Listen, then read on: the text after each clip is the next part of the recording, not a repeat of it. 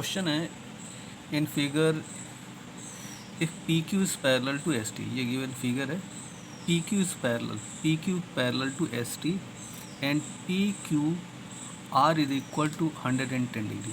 P Q R is equal to 110 degree and R S T is equal to 130 degree. R S T is 130 degree. Find क्या करना, find the angle Q R S. Find the angle Q R S find करना है। तो इसकी value find करने के लिए अब हम इसमें से इस लाइन को और रिड्यूस कर देते हैं और ये जो लाइन है ये आर एस लाइन को एम पॉइंट पर इंटरसेक्ट कर रही है।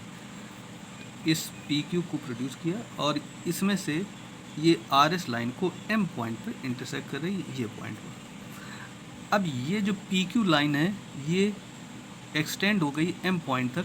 तो this line parallel to this line means P Q is parallel to S T है, तो ये P M is also parallel to S T हो जाएगी। तो ये लाइन इस लाइन के भी पैरेलल होगी।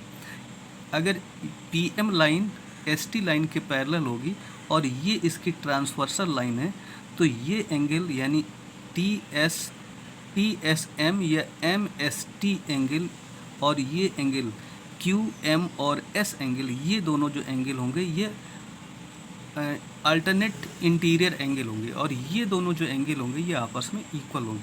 तो इसकी वैल्यू अगर 130 डिग्री है तो इसकी वैल्यू भी 130 डिग्री होगी। अब इसको यहाँ पर हमने लिख दिया angle S M Q is equal to, इसकी वैल्यू भी 130 डिग्री हुई। तो S M Q is equal to T S और एम, ये एंगल और ये एंगल दोनों इक्वल होंगे। तो S M Q is equal to T S M और ये दोनों एंगल अल्टरनेट एंगल थे, तो ये दोनों एंगल अल्टरनेट है और इसकी वैल्यू अगर 130 डिग्री है तो इस एंगल की वैल्यू भी एस एम क्यू की वैल्यू भी यहाँ पर 130 डिग्री होगी। अब ये देख रहे हैं कि ये जो लाइन है आर एस लाइन, ये स्ट्रेट लाइन है, तो इन दोनों एंगल का जो सम होगा ये एंगल और ये इन दोनों एंगल यानी क्यू एम और आर, क्यू एम और एस, ये दोनों लीनियर पेयर होंगे। इन दोनों एंगल का जो सम होगा ये 180 डिग्री होगा। तो इसकी जो वैल्यू है क्यू एम और एस की जो वैल्यू है 130 और क्यू एम और आर की वैल्यू 130। क्यू एम आर इन दोनों का जो सम होगा ये 180 डिग्री होगा। तो इन दोनों का जो सम है Q M R plus Q M S is equal to 180 degree. Q M R की वैल्यू फाइंड करनी, क्यू एम एस की वैल्यू यहाँ से 130 डिग्री थी, जगह 130 इज इक्वल टू 180 डिग्री। इस 130 को ट्रांसफ़र कर देंगे तो Q M R is equal to 180 minus 130, तो क्यू एम आर की वैल्यू 50 डिग्री होगी। तो यहाँ से इस एंगल की जो वैल्यू होगी ये 50 डिग्री होगी। अब इसकी वैल्यू 50 डिग्री, अगर इस एंगल की वैल्यू और फाइंड कर लें तो इसकी वैल्यू ये एक ट्रायंगल फॉर्म हो रहा है, तो इसमें इन दोनों का जो सम है इन दोनों का सम कर लेंगे और 180 में से माइनस कर देंगे तो ये एंगल आ जाएगा, चूँकि ये ट्रायंगल प्रॉपर्टी यहाँ से लगाएं। तो यहाँ से इसकी जो वैल्यू है आर क्यू एम ये एंगल और आर क्यू और पी ये एंगल दिया गया। तो इसकी वैल्यू आर क्यू पी की वैल्यू 110 दी गई, तो आर क्यू पी की वैल्यू 110 और आर क्यू एम की वैल्यू फाइंड करनी इज इक्वल टू 180 होगी। अब इसकी जो वैल्यू है आर क्यू पी की वैल्यू 110 है, तो इसकी जगह 110 सब्स्टिट्यूट करेंगे। आर क्यू एम की वैल्यू फाइंड करेंगे तो इसको इधर ट्रांसफ़र कर देंगे। तो R Q M is equal to 180 minus 110, तो इसकी वैल्यू 70 डिग्री होगी। तो इस तरीके से इस एंगल की जो वैल्यू होगी वो 70 डिग्री होगी। अब इसके आगे यहाँ से निकालेंगे कि ट्रायंगल प्रॉपर्टी से इस एंगल की वैल्यू निकालेंगे। तो इन तीनों एंगल का जो सम होगा, इन तीनों एंगल का आर क्यू और एम, तो ये हो जाएगा आर क्यू और एम, इस एंगल की वैल्यू जो कि अभी हम फाइंड कर चुके हैं 70 डिग्री है और इसकी वैल्यू 50 डिग्री है। क्यू एम और आर की वैल्यू 50 डिग्री है और इसके बाद इसकी वैल्यू फाइंड करनी है, तो R Q M plus Q M R plus Q R M की वैल्यू 180 डिग्री है, इसकी वैल्यू 70 और इसकी वैल्यू 50 यहाँ से फाइंड कर चुके थे। तो क्यू आर एम की वैल्यू फाइंड करेंगे तो इसकी और इसको इसका सम कर लेंगे 120 होगा और इधर ट्रांसफ़र कर देंगे 120 को, तो 180 minus 120 is equal to 60 degree. तो क्यू आर एम की वैल्यू यहाँ से 60 डिग्री होगी। क्वेश्चन नंबर 5 है A B is parallel to C D, A B C D के पैरेलल है, A B is parallel to C D, और A P Q की वैल्यू 50 डिग्री है। तो ए पी क्यू की वैल्यू 50 डिग्री, तो A P Q की value ये 50 डिग्री गिवन है। एंड पी आर टी की वैल्यू 127 है, पी आर और टी की वैल्यू 127 गिवन है। और फाइंड करना, find the value of X and Y, X की वैल्यू और फाइंड की वाई की वैल्यू यहाँ से फाइंड करनी है। तो इसको कैसे, तो इसमें ये लाइन इसके पैरेलल है, तो ये लाइन इसके पैरेलल, इसमें से इसकी वैल्यू फाइंड करनी है। तो यहाँ से इसकी वैल्यू गिवन है 50 है, और ये x और ये y दिया गया है।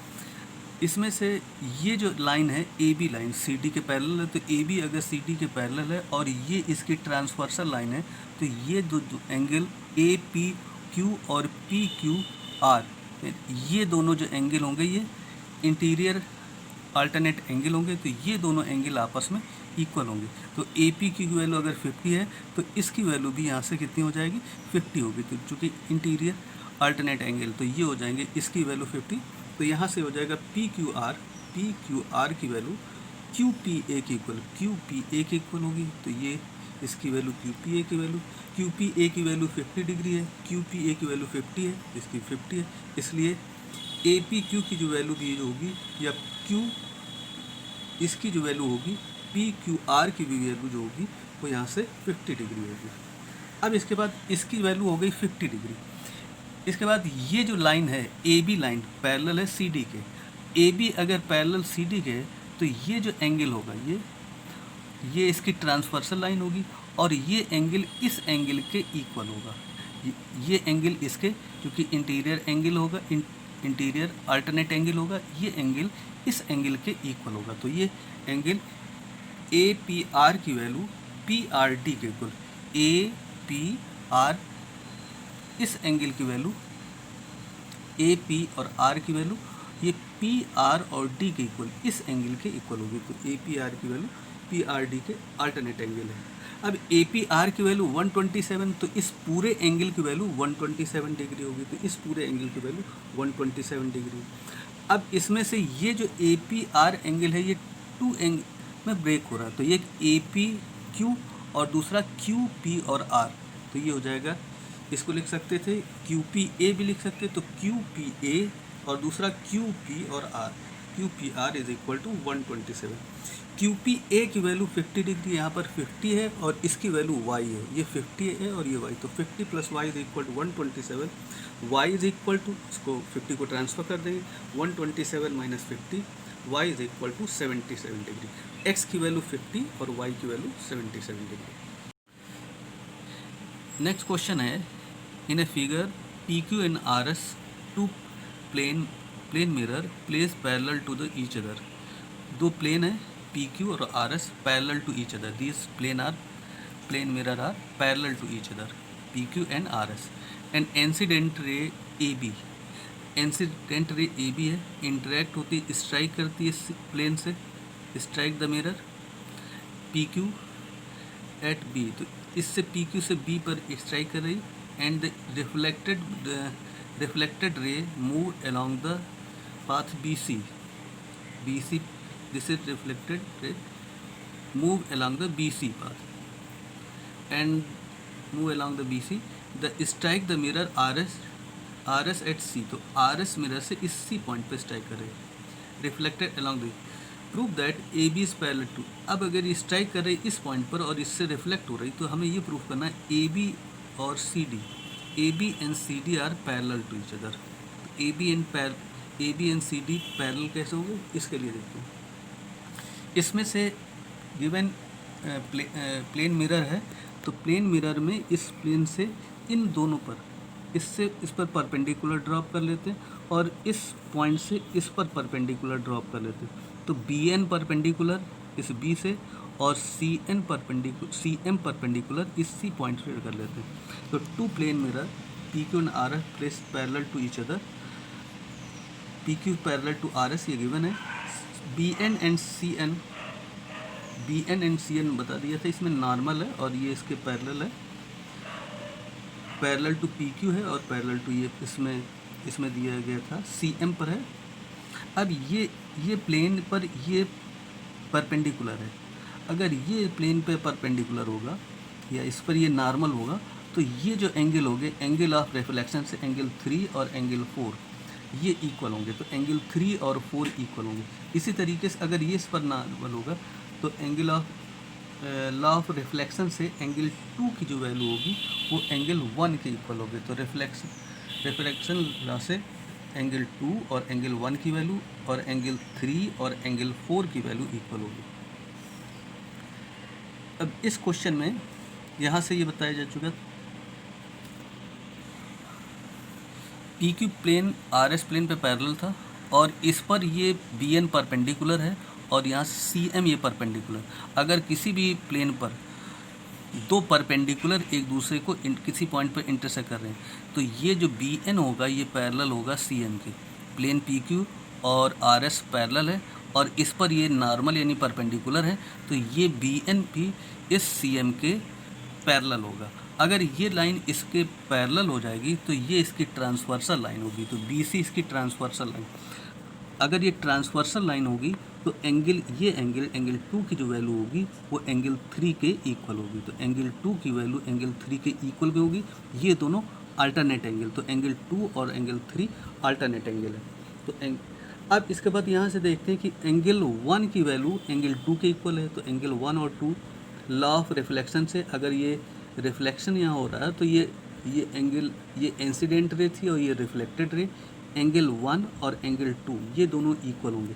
इसी तरीके से इंसिडेंट रे ये है तो एंगल 4 और एंगल 3 ये इक्वल होंगे। अब इसमें से एंगल 2 की वैल्यू इस क्वेश्चन में एंगल 2 की वैल्यू एंगल 3 के इक्वल है। एंगल 2 की वैल्यू एंगल 3 के इक्वल है, अल्टरनेट एंगल है।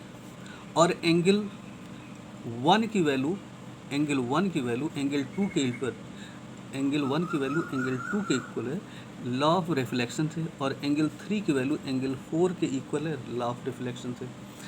एंगल 1 और एंगल 2 की वैल्यू अगर हम लिखेंगे तो एंगल 1 और 2 इज इक्वल टू एंगल 1 और एंगल 2 की वैल्यू 3 के इक्वल थी। एंगल 2 की वैल्यू एंगल 3 के इक्वल थी, जो कि ये दोनों अल्टरनेट एंगल थे। तो एंगल इसकी जगह एंगल 2 की जगह पर एंगल 3 किया गया।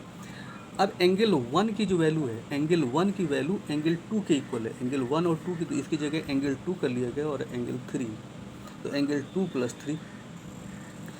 इस एंगल 3 की वैल्यू एंगल 3 और 4 आपस में इक्वल है। एंगल 3 और 4 इक्वल है तो एंगल 3 की जगह पर 4 सब्स्टिट्यूट किया गया, क्योंकि ये दोनों 3 और 4 एंगल रिफ्लेक्शन लॉ से ये इक्वल है।